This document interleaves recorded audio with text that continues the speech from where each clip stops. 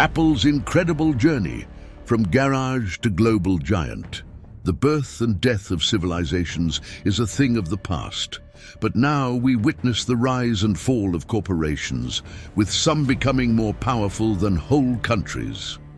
The largest and most iconic of them all is Apple, a company whose story made its way into the history books. Founded in a garage by Steve Jobs and Steve Wozniak, in 40 years, the company has become so successful that at one point it has twice the amount of money of the US Treasury. Once at the brink of extinction, Apple managed to pull through thanks to cutting-edge innovation. Today, it's worth almost $2 trillion, with its annual revenue being larger than the GDP of most countries on Earth. This is their story. The story of Steve Jobs and how his ingenuity created a brand that conquered the world. Steve Jobs, one of the greatest minds in recent history, was born in 1955 in San Francisco. His talent, ability, and intelligence was not a secret even at a young age. Being smarter than everyone got him bullied so much that he spent most of his free time in his neighbor's garage playing with electronics and gadgets. Fed up with the constant bullying, young Steve told his adoptive parents that if they don't move, he will stop going to school. His parents understood his struggles, so they packed up and moved from their Mountain View home to Los Altos. There, 12-year-old Steve joined the Hewlett-Packard Explorer Club, a place where he saw a computer for the first time. Steve learned to work the computer fast and managed to get his first job at HP headquarters in Palo Alto, California, at just 13. It was the same place where after school he went and listened to lectures on computers, the beginning. In 1976, the first Apple office in the garage of Steve Jobs' childhood home. The Apple I was sold as a motherboard with CPU, RAM, and basic textual video chips.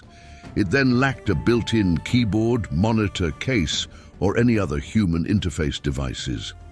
In July 1976, the Apple I went on sale and was sold for $666.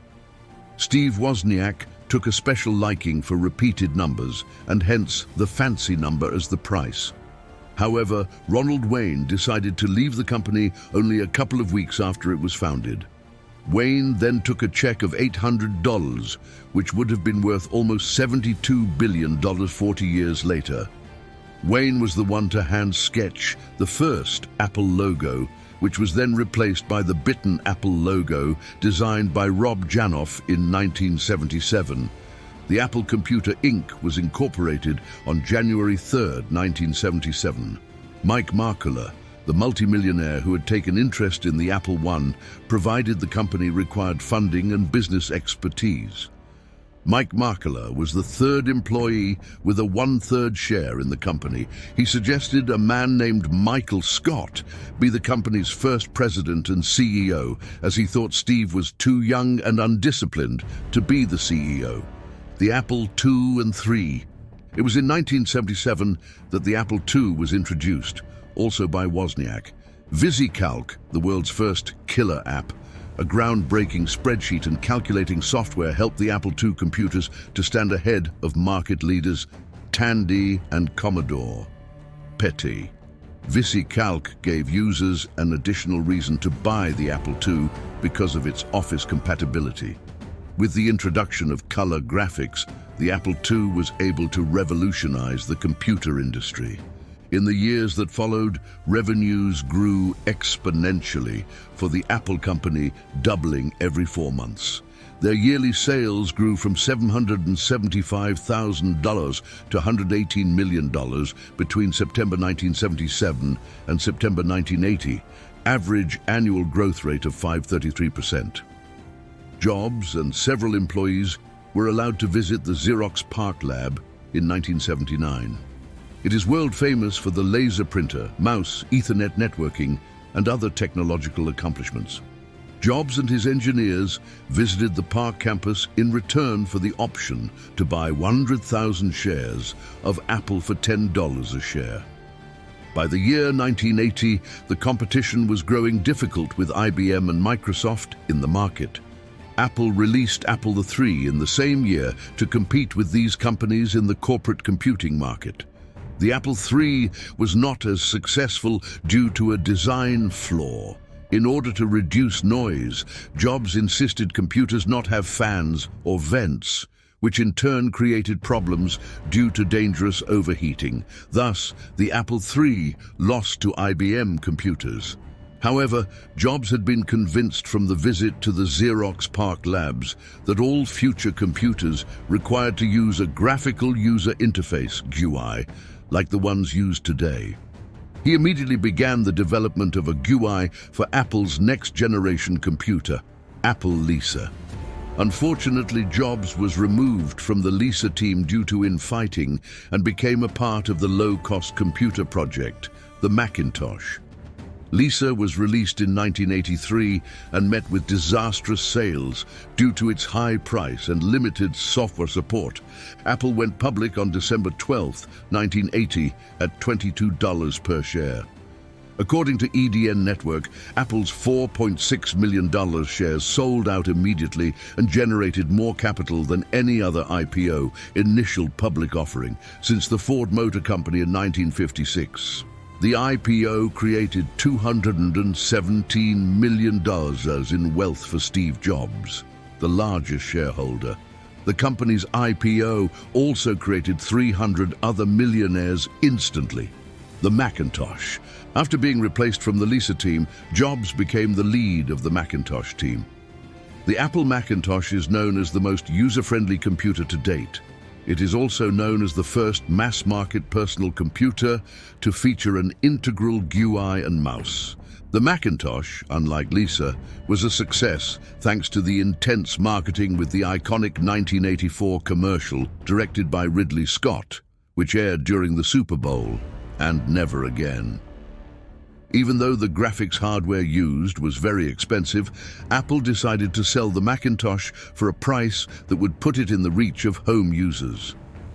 Its black and white graphics and visual abilities attracted design professionals, and it was particularly successful in the desktop publishing market due to its the same. It had a carrying handle which made it portable, and it looked friendly too. The Macintosh was priced at $2,495 and went on sale in January 1984. It was good value for the money, although not cheap. By the beginning of May 1984, 70,000 units were shipped as a result of the 1984 commercial. In 1983, around the time of launch of the Macintosh, Jobs hired John Sculley as the new Apple CEO when Mark Markler, the second CEO, wanted to retire. Sculley was the youngest CEO of Pepsi during the time, but Jobs brought him to Apple with the legendary question, "Do you want to sell sugared water for the rest of your life, or do you want to come with me and change the world?" However, tension grew between Jobs and Sculley when the Macintosh failed to break IBM's dominance. Moreover, Jobs liked doing things his own way, while Sculley wanted strict oversight on future products, as both Lisa and the Macintosh had not been able to compete with IBM and others at the time. Apple without Steve Jobs. In 1985, as friction grew between Jobs and Sculley, Jobs attempted to oust Sculley by staging a coup, which then backfired. The Apple's board took Sculley's side and removed Jobs from his managerial duties. Jobs then quit his job and founded a new company making advanced workstations, name Next. Steve Wozniak, too, left around the same time, selling most of his shares, saying the company was going in the wrong direction. With Jobs now out of the company, the board was free to think what kind of machines Apple was going to produce. They decided to target high-end markets with more expensive Macs. Steve Jobs was opposed to the idea of hiking the prices, and so it was only after he left that they could implement this policy. They agreed that although fewer units may be sold, similar or higher profits are to be achieved. This policy was called 55 or die, which is Jean-Louis Gasset's rule that the Macintosh II should deliver at least 55% profit per machine. Gassé was the man whom Scully hired in place of Steve Jobs. Although the Apple computers were quite expensive compared to the other computers in the market, they had benefits such as the user interface that kept their users loyal. Apple introduced its PowerBook laptop and System 7 operating system in 1991.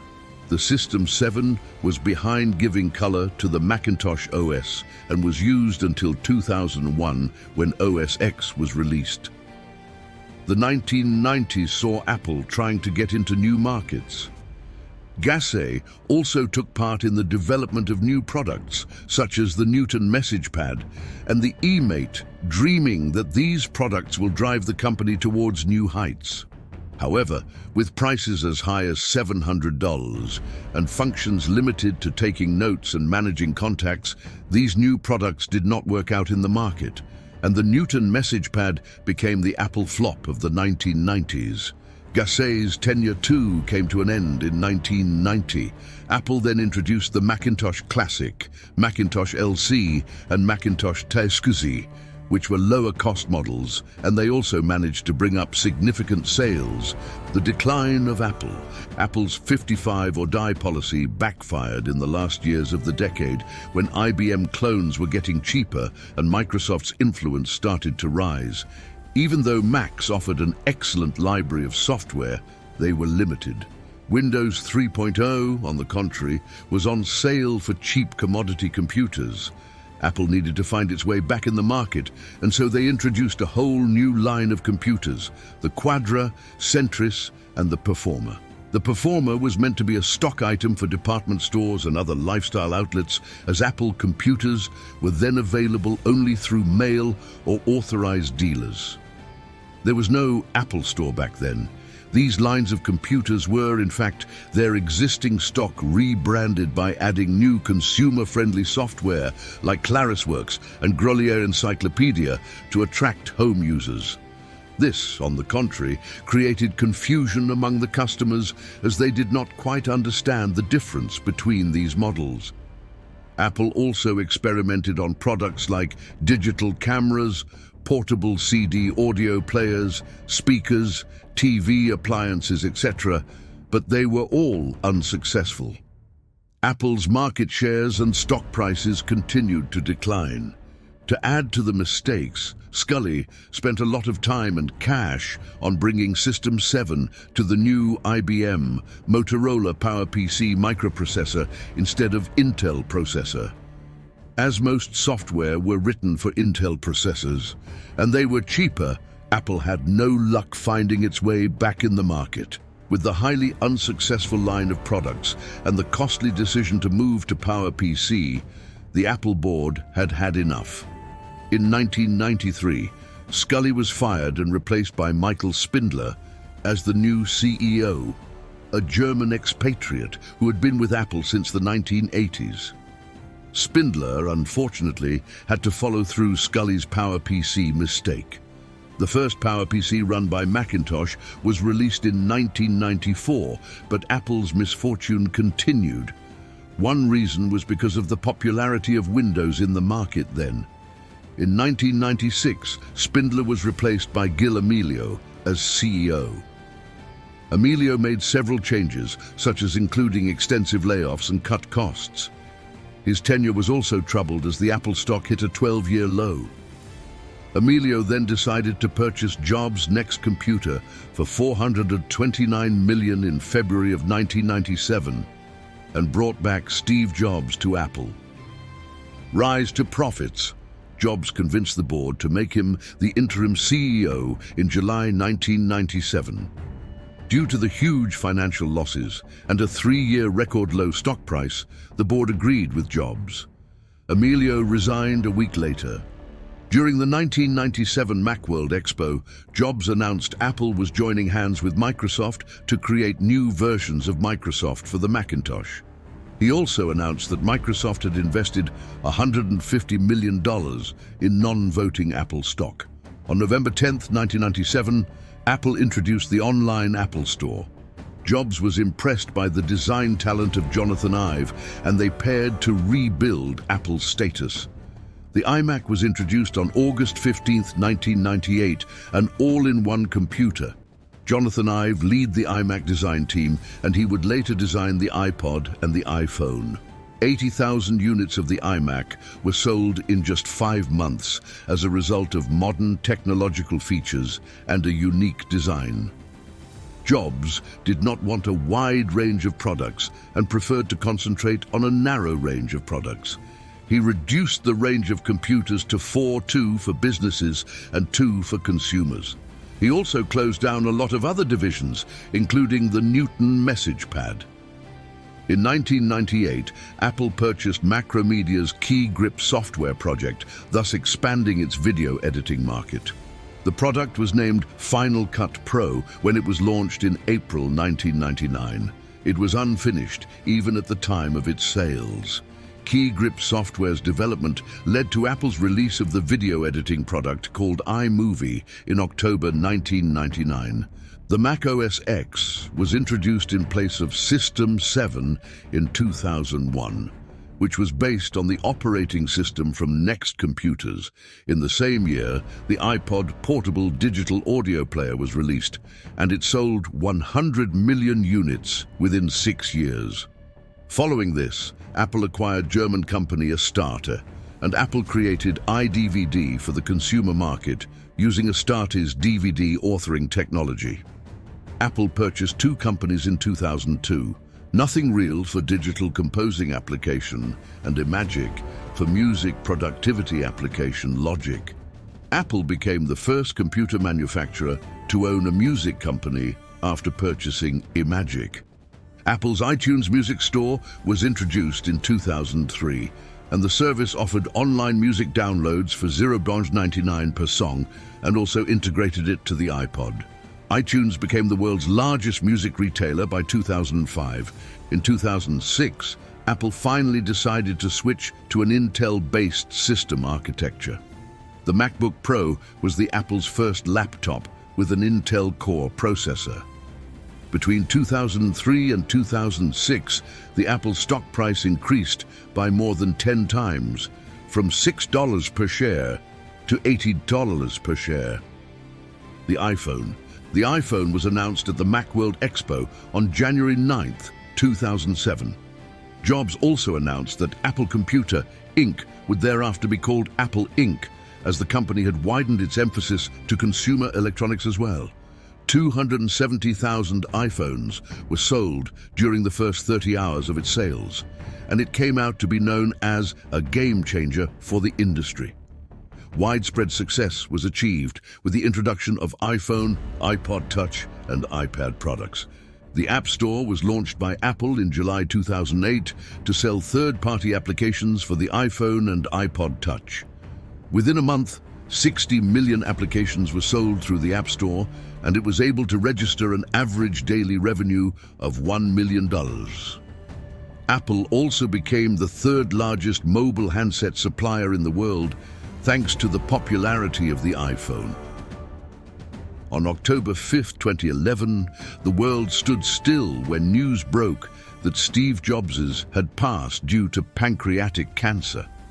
As loyal fans of his creations mourned, experts predicted that Apple wouldn't be able to keep the same pace in innovation and expansion and would eventually fall behind to its competitors. But the company didn't just have one brilliant mind. Tim Cook, the man who took over as CEO shortly before Steve's death, was still in the game. Woven in the same genius fabric as his old pal Steve, Tim continued to supply the world with groundbreaking technology and services, delivering their new operating system iOS 7 and the iPhone 5 within his first year. His business and innovation sense, together with his exceptional leading abilities and entrepreneurial mindset, made Apple the wealthiest private entity in the world in less than 9 years. Apple's journey is not just a tale of a tech company's rise to unprecedented success. It's a source of inspiration for all of us. This success story of Steve Jobs teaches us that perfection and passion are the building blocks of greatness. Jobs' uncompromising focus on user experience and design left an indelible mark, encouraging us to approach our own pursuits with the same dedication to excellence. As we look to the future, let Apple's journey be a ray of hope and a symbol of what's possible when we dare to dream and work relentlessly to turn those dreams into reality. Just like Apple, each of us has the potential to innovate, create, and inspire change. So take the lessons from this incredible journey and apply them to your own endeavors. And who knows, perhaps the next great success story will be yours to tell.